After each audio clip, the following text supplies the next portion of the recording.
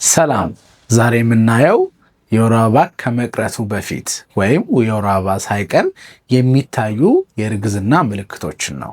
እንግዲህ ብዙ ሰዎች ወይም ብዙ ሴቶች እርግዝና መከሰቱን የሚያውቁት የወር አበባቸው ሲቀር ነው። ነገር ግን እርግዝና የተከሰተበት የመጀመሪያ ሳምንት ማለትም ወር አበባ መቅረት አለመቅረቱን ሳታቅ በፊት ያቺ ሴት እርግዝና መከሰቱን የምታይባቸው ወይም የምታቅባቸው ምልክቶች አሉ። እነዚህ ምልክቶች ታዲያ ብዙዎቻችሁ አታውቁትም። ግልጽ ነው፣ ማወቃችሁ ይጠቅማችኋል። ለምን ካልን እርግዝና እንድትከሰት ታውቃችሁ አስፈላጊውን የሆነ ክትትልና አቴንሽን እንድትሰጡት ይረዳችኋል ማለት ነው። ስለዚህ በመጀመሪያ ደረጃ የእርግዝና የቀን አቆጣጠር እንዴት ነው የሚለው ማየት አለብን። በሕክምናው የእርግዝና ቀን አቆጣጠር የሚቆጠረው እንደዚህ ነው። የመጨረሻው ፔሪድ ወይም የመጨረሻው የወር አበባ የመጣበት የመጀመሪያ ቀን ነው። ስለዚህ ከዛ ቀን ጀምሮ ያለው ነው እንደ እርግዝና ቀን የሚቆጠረው።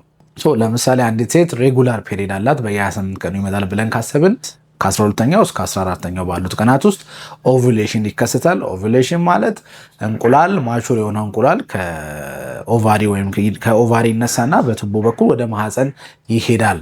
ይህ ጉዞ ነው ኦቭሌሽን የሚባለው። እንደ አጋጣሚ ሆኖ ከወንድ ጋር ግንኙነት አድርጋ የምትጸንስ ከሆነ ደግሞ ፈርቲላይዜሽን የሚባል ነገር ይፈጠራል። ያ ማለት የወንዱ ዘር ከሴቷ እንቁላል ጋር ይገናኛል ማለት ነው። ቀጥሎ ያለው ፕሮሰስ ምንድነው? ኢምፕላንቴሽን ነው። ይህ የተዳቀለው ወይም ይህ ፈርቲላይዝድ የሆነው እንቁላል የማህፀን ግድግዳ ጋር ሄዶ መጣበቅ ነው ኢምፕላንቴሽን የሚለው። ይህ እንግዲህ ከ6 ከ7 ቀናት ሊፈጅ ይችላል። በእነዚህ ቀናት ውስጥ ያሉትን ምልክቶች ነው ቀጥሎ የምነግራችሁ። ያ ማለት ምንድነው? ቀጣዩ ፔሪድ ወይም ቀጣዩ የወር አበባ እስኪመጣ ድረስ ወይም እስካይመጣ ቀጣዩ የወር አበባ እስኪመጣ ድረስ መጠበቅ አይኖርብሽም፣ ወይም ሚስ እስክታረጊው መጠበቅ አይኖርብሽም ማለት ነው። የመጀመሪያው የእርግዝና ሳምንት ላይ የሚከሰቱ ከዚህ በመቀጠል ምልክቶቹን እገልጽልሻለሁ። የመጀመሪያው ምልክት ኢምፕላንቴሽን ብሊዲንግ የምንለው ነው። ያ ማለት የፈርቲላይዝድ የሆነው ወይም የፈርቲላይዝድ የሆነው እንቁላል የማህፀን ግድግዳ ላይ ሄዶ በሚጣበቅበት ወቅት የተወሰነች ብሊዲንግ ይኖረዋል። እንግዲህ አንዳንድ ሴቶች ይህንን ከፔሪድ ጋር ወይም ከወር አበባ ጋር ልታመሳሰሉ ትችላላችሁ። የሚለይበት አንደኛው ነገር ምንድነው? በጣም ለጥቂት ሰዓት ሊሆን ይችላል፣ ወይ ለአንድ ቀን ሊሆን ይችላል፣ አንዳንድ ጊዜ ለ2 ቀን ሊቆይ ይችላል። እንደዚህ ሲከሰት የኢምፕላንቴሽን ብሊዲንግ ነው ብለን መያዝ እንችላለን። ይህ ምልክት ካይሽ እርግዝና የመሆን እድል አለው። ሁለተኛው ክራምፒንግ ወይም የታችኛው የሆድ ክፍል አካባቢ ላይ ህመም የመሰማት ነገር ሊያጋጥምሽ ይችላል። ያ እንግዲህ እንዳልኩሽ የእንቁላል ማህፀን ውስጥ በሚቀመጥበት ወቅት ማህፀን ራሱን ሪአጀስት ማድረግ አለበት እና የዛን ጊዜ እንቅስቃሴዎች ሊኖሩ ስለሚችሉ የቁርጠት ህመም ወይም የታችኛው የሆድ ክፍል የመቁረጥ ስሜት ሊሰማሽ ይችላል።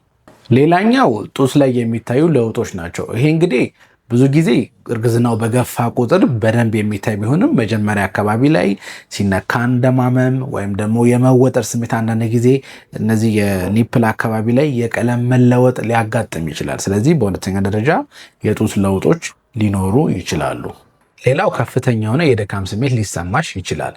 ያ ማለት ሰውነትሽ ጽንሱን ለመቀበል ከፍተኛ የሆነ ኃይል እያወጣ ስለሆነ የድካም ስሜት ሊሰማሽ ይችላል። ከዛ በተጨማሪ ደግሞ የሆርሞናል ለውጦችም አለው። እንደ ፕሮጀስትሮን፣ ኤስትሮጅን የመሳሰሉ ሆርሞኖች በከፍተኛ ደረጃ ስለሚጨምሩ ከነሱ ጋርም ተያይዞ የሙድ ኢንስታቢሊቲ ወይም ኢሪታብል የመሆን ወይም ደግሞ የመነጫነጭ እንደዚህ አይነት ስሜቶችም ሊሰማሽ ይችላል።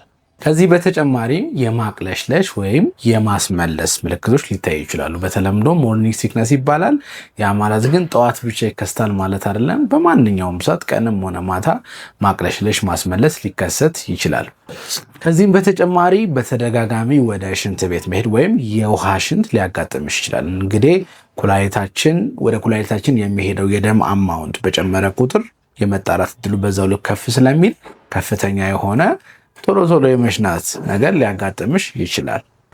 ሌላው እንደ ሱፐር ፓወር መውሰድ ትችላላችሁ። ይችን የማሽተት አቅምሽ ከፍተኛ ሊሆን ይችላል፣ ወይም ሴንሲቲቪቲ ቱ ስሜል ከፍተኛ ሊሆን ይችላል።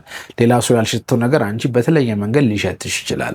ስለዚህ እነዚህ ምልክቶች ካየሽ እርግዝና ሊሆን ስለሚችል አንደኛ ኮንፊርም ማድረግ አለብሽ ምርመራ አድርገሽ፣ በሁለተኛ ደረጃ ደግሞ ተገቢውን ጥንቃቄ ማድረግ ይኖርብሻል።